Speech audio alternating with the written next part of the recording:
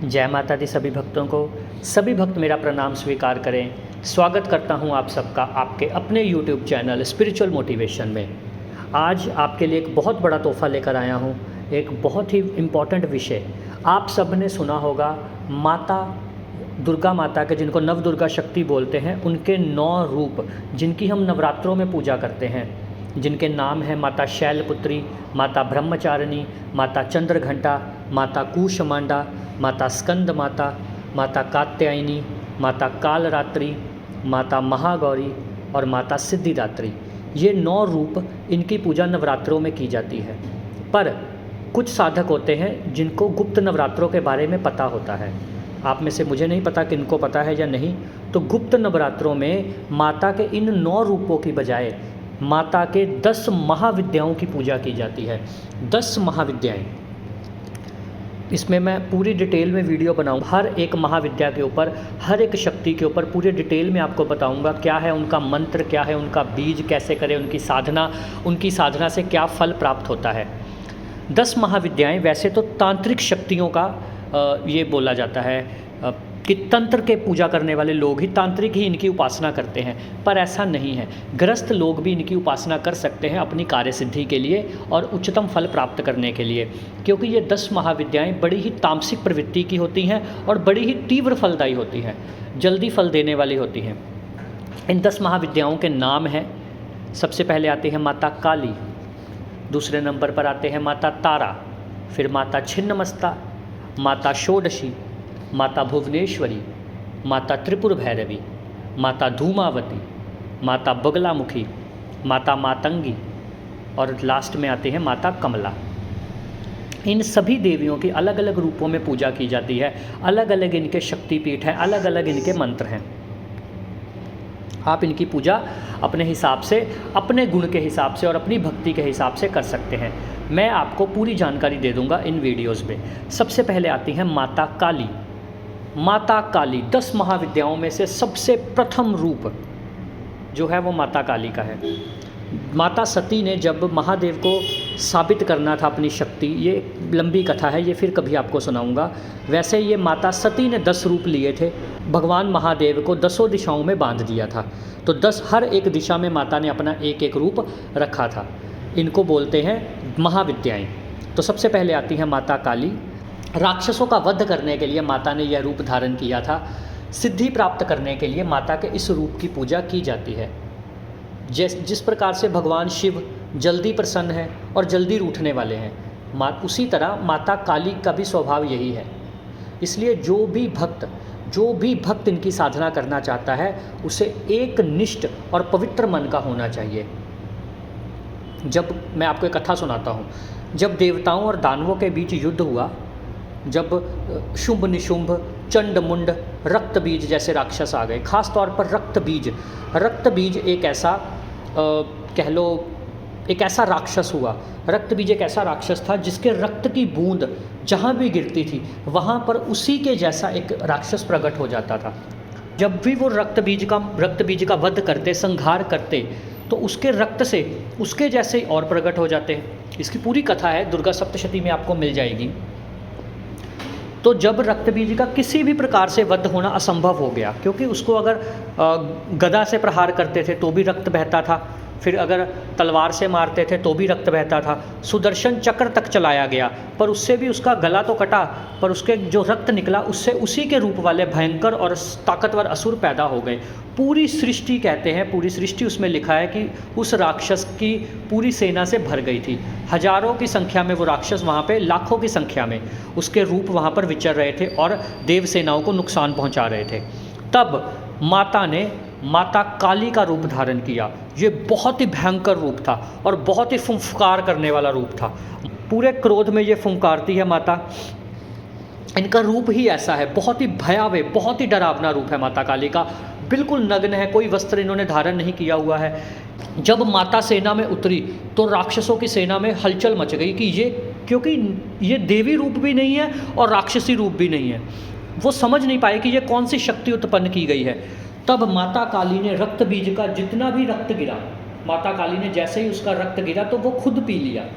जैसे जैसे उसका रक्त गिरता गया वो माता खुद पीती गई, और जो भी राक्षस उनके मुंह में पैदा होते उनको भी वो चबा जाती, चट कर जाती। इस प्रकार से माता काली रण क्षेत्र में विचरने लगी और रक्त बीज का संहार करने लगी।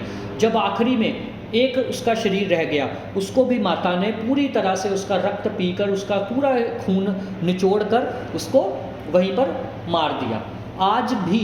आज भी जितने भी तांत्रिक माता मशानी का प्रयोग करते हैं, सबसे पहले जब माता का वार होता है तो माता रक्त ही चूसती हैं। ये माता के मारन क्रिया, जो भी तांत्रिक गलत प्रयोग करते हैं, मारन क्रिया करते हैं, तो माता जब भी माता का कोई रूप जाता है तो वो सबसे पहले जिसके ऊपर ये क्रिया की गई हो उसका रक्त क्षीण होना शुरू हो जाता है। आप कभी भी देखेंगे, आपके अगर आसपास किसी के ऊपर मशानी का प्रयोग किया गया है, या आप में से कुछ लोग वीडियो देखने वाले होंगे जिन पर कभी ना कभी मशानी का प्रयोग किया गया होगा। वैसे तो मशानी का प्रयोग जिन पर भी किया जाता है वो बच नहीं सकता साधक, वो पीड़ित इंसान बच नहीं सकता, क्योंकि माता का वार कभी खाली नहीं जाता। पर फिर भी अगर कोई अच्छा साधक, अच्छा भक्त उसे मिल जाए तो वो मशानी के वार को वापस भेज देते हैं। तो सबसे पहले रक्त पिपासनी, रक्त की पिपासा शांत होती है माता की। और इनकी कुछ मुख्य बातें मैं आपको बता देता हूँ। जो माता का मुख्य मंदिर है वो पंजाब पटियाला में, कोलकाता में, उज्जैन में, गुजरात में भी माता महाकाली का चमत्कारी मंदिर है। इनको ही महाकाली बोला जाता है, इनको ही काली बोला जाता है। 10 महाविद्याओं में ये प्रथम रूप है। इनका जो स्वरूप है, हाथ पे त्रिशूल और तलवार पकड़े हुए हैं। और जो पूजा का आपने विशेष दिन देखना है माता काली का, वैसे तो शनिवार के दिन बोली जाती है, पर जो 10 महाविद्याओं की काली है, इनका पूजा के लिए विशेष दिन शुक्रवार बताया गया है शास्त्रों में, और अमावस्या। अगर आप कालिका पुराण का, जिसमें से मैं आपको बता रहा हूँ, कालिका पुराण में माता का विस्तृत वर्णन दिया गया है। ओम क्रीम कालिकाय नमः इनका मंत्र है। ओम क्रीम जो माता महाकाली का मंत्र है वही इनका मंत्र है। आप इनको संकल्प में रखकर ओम क्रीम कालिकाय नमः का जाप करेंगे तो माता काली की आपको सिद्धि प्राप्त होगी। माता महाकाली का जो मुख्य उद्देश्य था, जैसे मैंने बताया, रक्त बीज शुंभ निशुंभ राक्षसों का वध करने के लिए ही माता काली का प्राकट्य हुआ था। माता काली की पूजा करने का सबसे प्रथम फायदा है कि जितने भी शत्रु होते हैं या जितने भी दुष्ट प्रवृत्ति के लोग होते हैं वो खुद ब खुद ही आपसे दूर चले जाते हैं और आपसे बात करना बंद कर देते हैं, ताकि आपको आगे नुकसान ना पहुंचा पाए। दूसरा है कि माता काली की पूजा करने से आपके स्वयं में परिवर्तन आना शुरू हो जाता है। मन से बुरी प्रवृत्तियां निकलनी शुरू हो जाती हैं। आप अभय हो जाते हैं, आपको डर नहीं लगता, भय का नाश हो जाता है। और सबसे ज़रूरी जो चीज़ देखी गई है माता काली के साधकों में, समय का महत्व हो जाता है। काली काल से परे है, काली काल से ही बनी है, काल समय होता है। तो माता काली की पूजा करने वाले भक्त समय के पाबंद होने शुरू हो जाते हैं। उनको समय पर हर चीज़ चाहिए, जो उन्होंने बोल दिया, डिसिप्लिन जिसको बोलते हैं, वो उनमें नियम की बद्धता आनी शुरू हो जाती है। महाभागवत के अनुसार अगर मैं आपसे बात करूं तो महाभागवत के अनुसार महाकाली ही मुख्य है। मैं जो भी बातें बोल रहा हूं ये शास्त्रों में लिखी गई है, मैं प्रमाण दे सकता हूं एक एक अपनी बात का, कि जो भी मैं कोई मनगढ़ंत कहानी या टीवी सीरियल से देखकर नहीं बोल रहा। महाभागवत के अनुसार महाकाली ही मुख्य है। इनके ही उग्र और सौम्य, माता काली के ही उग्र और सौम्य जो 2 रूप हुए, इनमें ही 10 महाविद्याओं का हुआ, जिनमें से 5 महाविद्याएं बहुत ही सौम्य हैं और 5 महाविद्याएं उग्र है। यही माता काली ने ही आगे अपने आप को 10 रूपों में विभाजित किया। जिस प्रकार कल्प वृक्ष शीघ्र फलदायी है, उसी प्रकार कलयुग में कल्प वृक्ष है माता काली। साधक की समस्त मनोकामनाएं पूर्ण करने में सहायक है। वैसे तो आप माता काली की जो साधना है वो किसी भी रूप में कर सकते हैं, सभी रूपों में माता काली फलदायी हैं। माता काली अपने बच्चे की हर मनोकामना पूरी करती है, आप चाहे किसी भी रूप में उनकी साधना करें। पर फिर भी अगर आप सिद्धि प्राप्त करना चाहते हो तो वीर भाव जो होता है वो तांत्रिकों को पता होता है और साधकों को भी पता होता है। जब आप दीक्षा लोगे तो आपको बताया जाएगा कि आप वीर भाव से साधना कर रहे हो या प्रेम भाव से साधना कर रहे हो या उग्र भाव से साधना कर रहे हो। अगर वीर भाव से आप साधना करते हो माता काली की तो आपको उच्चतम से उच्चतम सिद्धि प्राप्त होगी माता काली की, और बहुत शीघ्र प्राप्त होगी। तो इसलिए मेरा सभी साधकों से अनुरोध है, जो भी ये वीडियो देख रहे हैं, ये वीडियो आपकी जानकारी के लिए बनाया गया है। मैं पहले ही बता दूं, महाविद्याओं के ऊपर जितनी भी वीडियोस बनी है यूट्यूब पर, आज तक भी आपको इतनी डिटेल में जानकारी नहीं दी गई होगी। मैं एक एक महाविद्या को उठाऊंगा और एक एक के ऊपर आपको शास्त्रों से निकालकर जानकारी दूंगा किस महाविद्या की क्या कहानी है। जैसे माता काली के बारे में बताया कि रक्त बीज के विषय से, ये आप में से कईयों ने सुनी होगी, पर आगे जो महाविद्याएँ आएंगी उनकी जो गुप्त कथाएँ हैं वो आपको नहीं पता होंगी, उनके जो गुप्त बीज हैं वो आपको नहीं पता होंगे।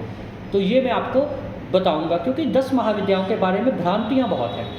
हवन कैसे करना चाहिए, पूजा कैसे करनी चाहिए, कहीं ये हम तांत्रिक तो नहीं बन जाएंगे, ऐसा कुछ नहीं है। माता के कोई तामसिक भोग नहीं है, केवल कपूर और लौंग के ऊपर आप माता को भोग देकर चला सकते हो, कोई इसमें बड़ी बात नहीं है।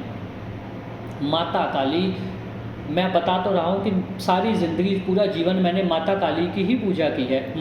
10 महाविद्याओं की पूजा अलग चीज़ है, वो तो मैंने की ही हुई है, पर मेरे जो इष्ट हैं वो माता महाकाली है। तो मैं तो अपने इष्ट के बारे में किसी के भी मन में कोई भ्रांति नहीं रहने दूंगा, कोई वहम नहीं रहने दूंगा। किसी भी प्रकार की जो लोगों के मन में डर है माता काली को लेकर, वो हम ख़त्म करेंगे। माता माँ हैं, माँ स्वरूप में अगर आप उनकी पूजा करोगे तो वो आप पर कभी भी कष्ट नहीं आने देगी, आपके किसी भी शत्रु को वो जीवित नहीं रहने देंगी। माता काली इस प्रकार से काम करती है। आप खुद सोचोगे कि ये क्या हो रहा है, मेरे शत्रु नष्ट कैसे हुए जा रहे हैं। धीरे धीरे धीरे धीरे आप खुद देखोगे, आपके जीवन में परिवर्तन आना शुरू हो जाएगा। माता काली भक्त को निर्भय बनाती है। माता काली का भक्त कभी भी समाज में डरता नहीं है, पर वो गलत चीज़ बर्दाश्त नहीं कर सकता। तो माता काली की आप सब पूजा कीजिए, आप सब आराधना कीजिए, माता महाकाली का जाप कीजिए जितना कर सकते हो। माता के हो जाइए, माता की शरण में आइए, वो आपको सब संकटों से बचा लेंगी। तो मेरे साथ बोलिए जय माता दी, जय माता दी, जय माता दी।